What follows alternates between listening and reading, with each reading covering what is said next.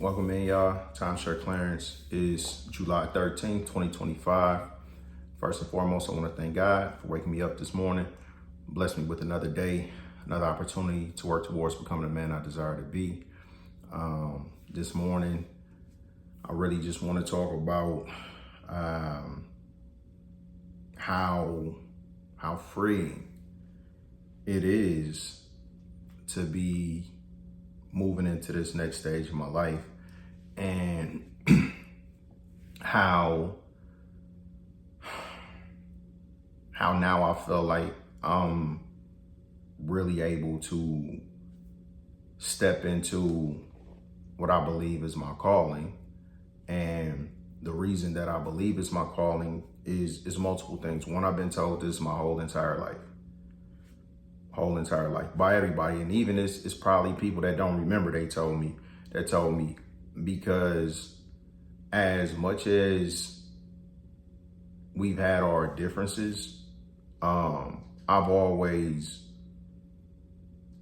looked up to Devin to a certain extent. And I've always at least wanted to follow his example. Even if I didn't want to be like him, I wanted to do the things that he was able to do, right? So, I mean, I talk about how is certain times in my life things could have went different ways. Like this is one of those times, because this is the time period when I first went to go stay with Devin in Wichita, and I had so much stuff on my mind back then, like as far as the direction of my life. Did I want to really try to focus on rap? Did I want to try to become an artist? Like it was a lot of different stuff on the table. I don't know if anybody has the picture, but if anybody still has it, like, man, I would like to get a copy of that picture that I drew of Alexander. Cause I mean, it looked just like him, but it showed me that if I really invested in it, I could do it. Cause that wasn't me being invested in, that was me seeing if I could do it, and I could, but I didn't obviously invest in that and other things, none of it, because here we are. And the thing that I'm invested in is timeshare, and like that's reality. But anyway, this morning is just like what's on my mind, what's on my heart is to help people understand, because I know I say stuff and a lot of times people can take it, and I can understand how they get it mixed up. I really try to communicate effectively, because I know some of the stuff that I say or ask, just human nature is not gonna process it how it's intended. I ask questions without like having a judgment about the answer. It's just collecting information before I say something. Like, cause before I comment on something, then I want to make sure I have one, a thorough understanding, two, as much information to base my response off as possible. But sometimes I ask people questions and they feel some kind of way, because it's like, why would you ask me that? Because I want to make sure I understand before I respond. And I think that's logical. But this, again, is not about that. It's just about my belief that God isn't perfect. And I don't want people to misinterpret that. I think I said it clearly, but I'm going to try to elaborate a little more, because that's when I was out on my walk. That's what he gave to me. I was walking, and like, I just got this message that I just need to believe in his power, not in his perfection. And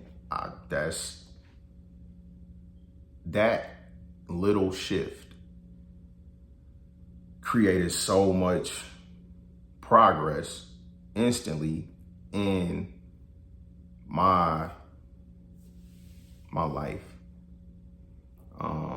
A lot of conflicts I had that were very hard to resolve if that is true, because I just can't reconcile the two, because it don't add up.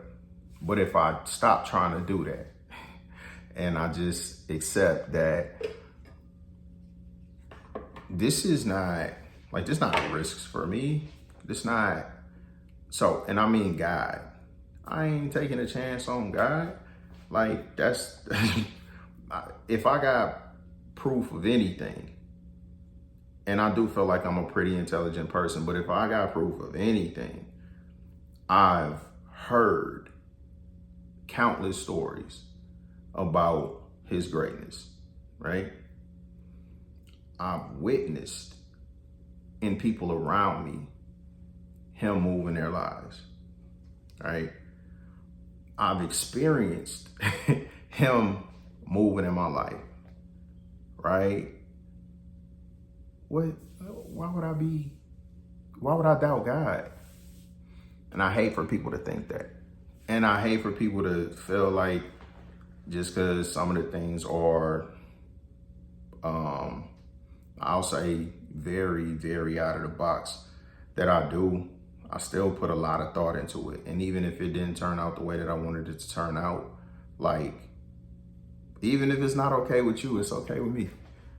Because I don't have the need to feel like I need to be perfect or even close to perfect to fulfill my purpose. So with that being said, there are some things that I need to work on if I'm going to do that, and I'm gonna put the work in. So I will get better, which will allow me to be better at doing what I'm supposed to be doing. But can't nobody convince me it ain't what I'm supposed to be doing. And if it doesn't matter if anybody else actually watches it, but I know people will watch it because I see the views. But I did my part, whether y'all watch it or not. And that's truly the goal of this at this point. Like I said, it still always reverts back to my kids. But just because the goal or the desire or the inception about this was to help my kids, if it can help you, why wouldn't you take advantage? Because, I mean, we all human. I've been through a lot of things and I go through a lot of things. And if nothing else, like, I don't think I'm better than none of y'all. If anything else, I feel like a lot of things that other people have been able to accomplish, like, I haven't figured it out yet. Now, but the stuff I figured out, the stuff that I know that will work well for anybody is the stuff that I try to share. But I'm definitely gonna share what works for me. And if anybody wanna apply it. But why not listen to it? I don't get everybody's opinion. It's not that I don't value it.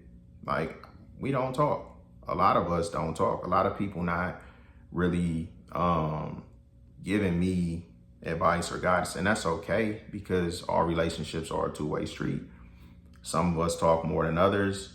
Everybody got lives, but I still believe, with that being said, we could find some time. We could do better. So I am simply trying to do my part because y'all ain't never got to talk to me, and I'm still here for you. Okay. And that's the same way I feel about God. Like, he do his part all of the time. All of the time. Like, if I do my part, there's never a time that the results aren't there. If we do our part, there's never a time where he doesn't come through.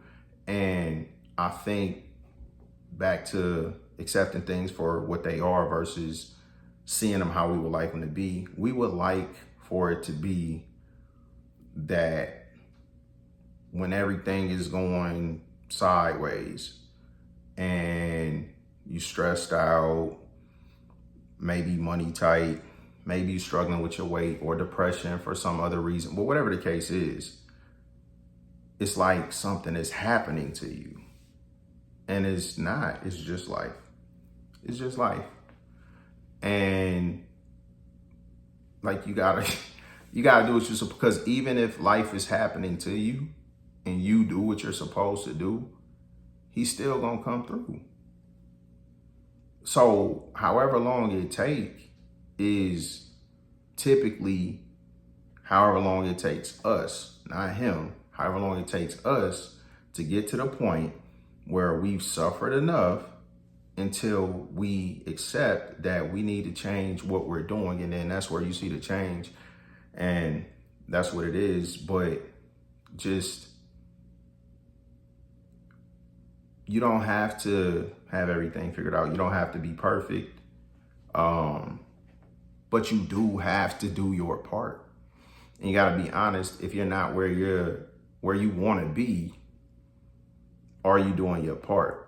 And I can, just as much as I can say that I'm blessed, I can also say that I'm blessed because I did my part. So, yeah, I know I haven't been perfect, and I know what I've done hasn't been perfect, but I know I do enough to get the result. Now, because I know the results are guaranteed, then I can go back and look at my behavior and adjust to say, okay, yeah, I did it, but did it need to take that long? You know, so for the next goal, do I want to have the same approach, or do I want to learn from this experience of it's going to happen, because I always felt like that, but it could have happened sooner. So for the next stuff, it's like having that distant mind frame, like it's gonna happen. Whenever it happened, but it's guaranteed it's gonna happen. It's something different than, yeah, it's gonna happen, but it's up to me to determine how soon it happens. So for my part, I know the other stuff. So like I said yesterday, you ain't gotta do all that stuff. I promise you ain't gotta do all that stuff. But by not doing all of that stuff, right, you're probably making the process longer. So the requirement is very low, right? But the timing, like that's where you have influence based off what you do. So if you do the bare minimum, so that's what I'm saying, you can win even doing the bare minimum. It's just like investing. As long as you put something in there and you leave it in there, like, and you do that all of the time, it's gonna add up, and you will see, like, you would be amazed if you don't worry about it. Just keep doing it. So that's kind of my default approach to life. Is I plan on being here for a very long time, so I don't really have a huge sense of urgency with anything, which is why I'm so inconsistent, because it in the past it's been easy for me to fall off because I know I'm gonna get back on. And then when I do get back on, I see results. So I know that it works. So it's never gonna be like, but it's the inconsistency that's making it take so long. Because instead of taking advantage of it, like I've taken it for granted. So yeah, it's the process is our component of this equation. If you're asking God for something, he got it for you, right? And you can have access to it when you do whatever's required. The longer it takes you to do that, the longer you're gonna wait on it. But if you continue just to invest a little bit, you'll still eventually meet the requirement. And that's the approach I took. And that's not necessarily the one I recommend for other people. The type of person I am, it worked for me because I can endure a lot and because it takes me a long time and I want to process everything. But once I get it, then I typically will have some type of breakthrough, and then things will shift. So this is one of those stages in my life. And this time, unlike the last handful of times, I'm gonna make sure that I record it, because like, y'all need to know the whole thing, not the part of it that at the end of the day, regardless of what I accomplish, my goal is to be a great person, be a great friend, be a great father, to be a great husband, a great son, great sibling, cousin, everything. But to do that, I know that I have to invest in those relationships consistently. To accomplish what I want to accomplish physically, I have to invest in my physical health daily or almost daily. So like that, like approach is just natural to me.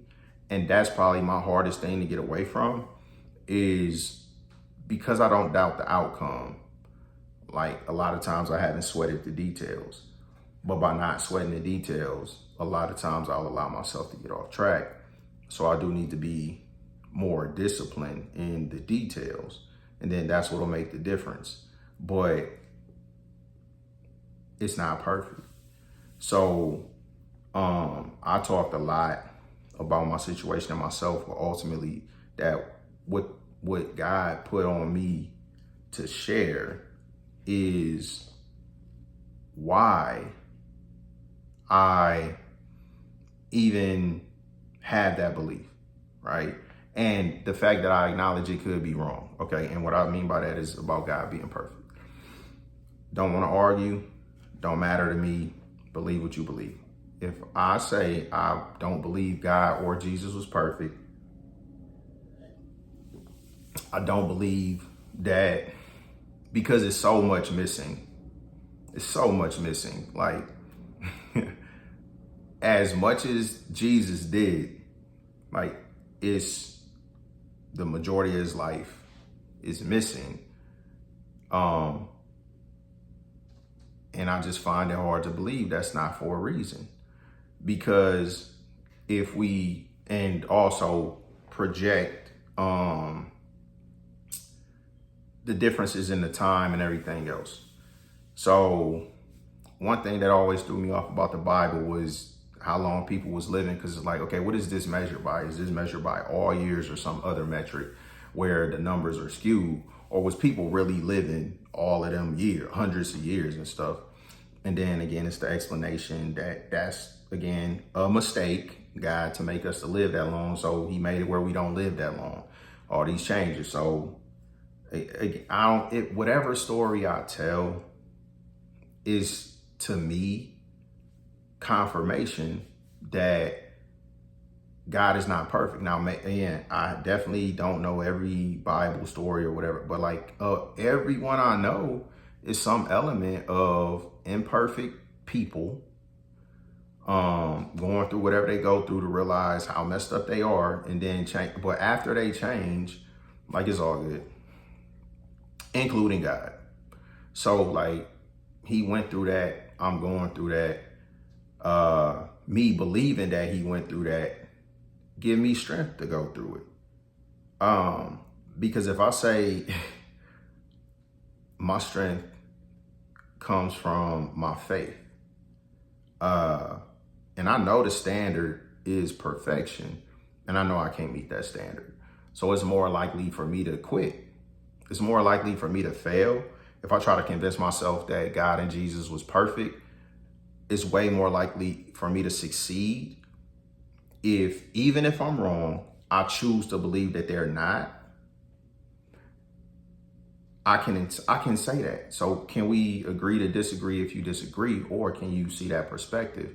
Because the reason I'm so confident in that perspective is because even if I'm wrong, that don't change who God and Jesus are. And I don't think, I know that if the thing that I do wrong is just say that I don't think, because I don't have all of the information, I question whether or not there was a lot of bad stuff left out that would have actually shown us the growth of God and Jesus. Because what was happening in that time frame that we jumped from here to here like it was Back to the Future. That was his season to figure out how to live. And through his experience, he probably tried other things and realized they didn't work, just like God did. And then once he figured out, okay, of all the different variables that come with actually living your life on this planet with this species, these are some of the things that are inevitable. So I got to give y'all some grace on that, because again, I saw what it was like. That's what I think happened. And just because it's not documented, then we have no benefit from it. Because I mean, I would love to know what was Jesus doing, even if he failed, right? But that's the dynamic that people don't want to have. Even if Jesus, as a teenage boy, succumbed to lust, like, I want to know what happened. But just to say nothing ever happened is unbelievable to me. Because if then why is all of it erased? Why is all of it left out? So that's why I have that position. And unless some of y'all got all of these missing years out of Jesus' life, y'all got access to a story. Because again, I don't believe any of it is 100% accurate. But if you have anything that's relevant to that time period, which is why I'm reading the Book of Mormon, like, because I want as much information as I could possibly get, because my opinion is always based off the information that I have access to. The information I have access to tells me God was not perfect, neither was Jesus. The most likely thing out of all of these scenarios, because these are the scenarios in my mind, scenario is I already know, and I mean from God, as far as why Jesus was sent here. So it's one scenario of these people can't help themselves and we need a sacrifice, so I'm gonna send my son. I don't believe that's a realistic scenario, just as a parent, because we're all his children. So if it's a difference between us and Jesus, that would make Jesus his favorite child. So I'm going to sacrifice my favorite child because the rest of these fools won't listen. No, I'm gonna focus on Sophia and Micah if Aaliyah don't want to talk to me, if Alyssa and Marissa don't want to talk to me. I'm gonna pour into the kids that's here. I'm not gonna sacrifice them for somebody that don't deserve, because that's the message, that we don't deserve salvation. But that's how we were made. So I don't want this to turn into a sermon, but just my opinion. So it's a lot more I could say to it, but the gist of it is I believe that Jesus went through all the stuff that we went through. I don't believe that God sent him here to sacrifice him for us. Okay, so that scenario I don't believe. The other scenario is no difference between God and Jesus. Like, they the same person, and God just put himself through the human experience as Jesus, but it's the same person. I can get behind that, right? That kind of makes sense to me, because he didn't have it. How could he have it? It couldn't exist before he created us. And we all know it's a difference between watching something and doing it. So he'd been watching it and probably, again, saw how bad we was doing at it. So he might have decided, let me give this a shot and see how it turned out.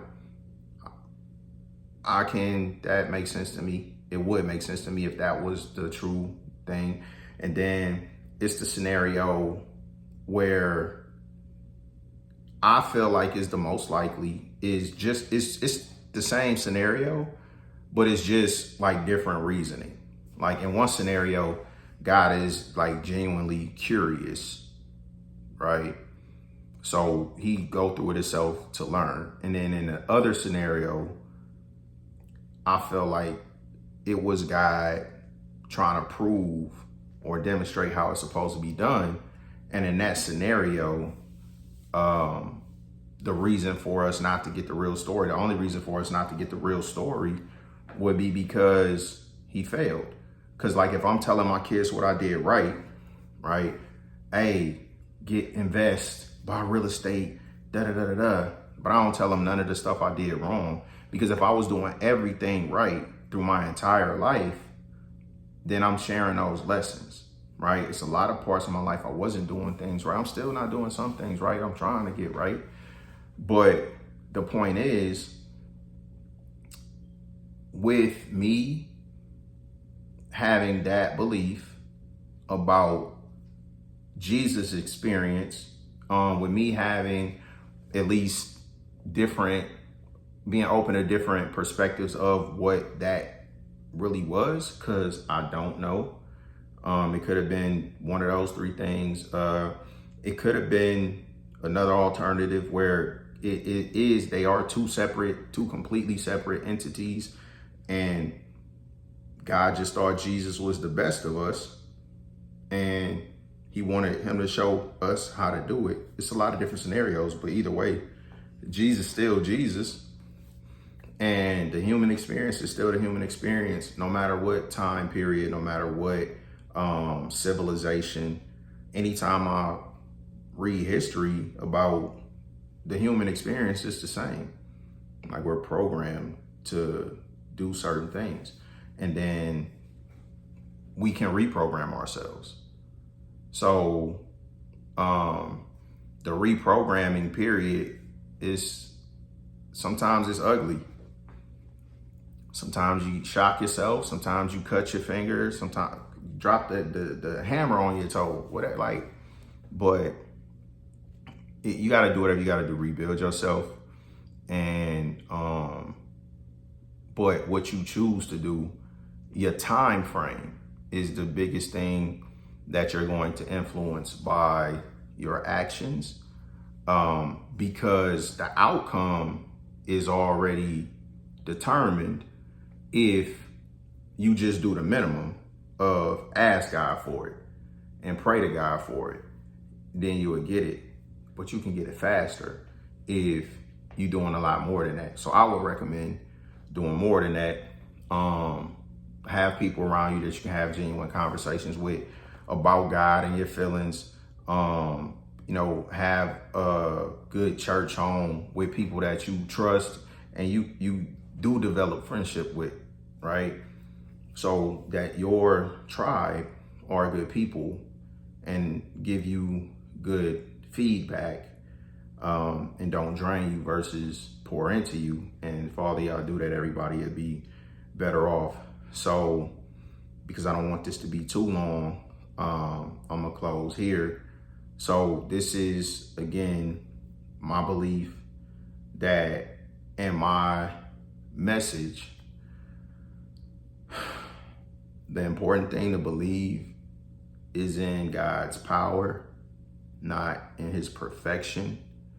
And for me personally, one of the biggest obstacles I had that caused me to block my blessings was because it was impossible for me to reconcile the reality of everything that happened with the concept of it happened as a result of a perfect being executing his perfect plan. You lost me. So I choose not to believe that. And if I'm wrong, which I may be, I've already accepted that and factored that into my choice. And this is how that went.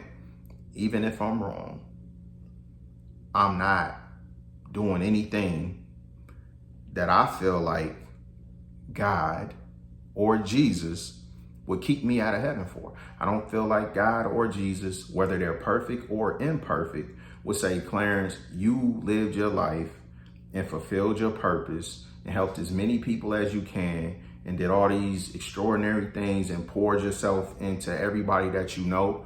But man, you question my perfection. So I don't think it'll happen, and I'll take my chances. That's where I stand. So I'm more than welcome to listen to any feedback. But just understand, I'll listen to anything y'all gotta tell me, and if it makes sense, it makes sense. But the reason that I'm where I'm at and the reason that I believe what I believe, like I have so much evidence that I really don't think it's likely that somebody is gonna change my opinion, because it's nothing. The only thing that's probably different than yours is I don't feel the need to believe that either God or Jesus is perfect, but everything else I'm with y'all. So I believe in the power. I don't believe in the perfection. And because I don't believe in the perfection, it allows me to be so much freer and operate so much better, because now, like, striving to be God-like is not associated with perfection. It's associated with the outcome. So that's better for me.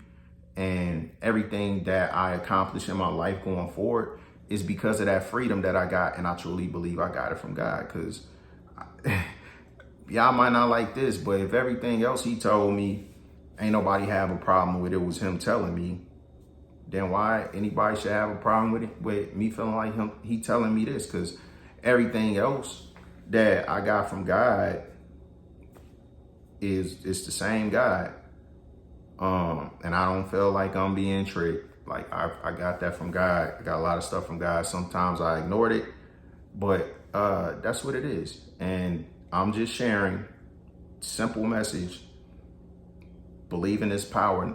You don't have to believe in his perfection. All right. Thank y'all for tuning in. Until next time, Timeshare Clarence. Peace.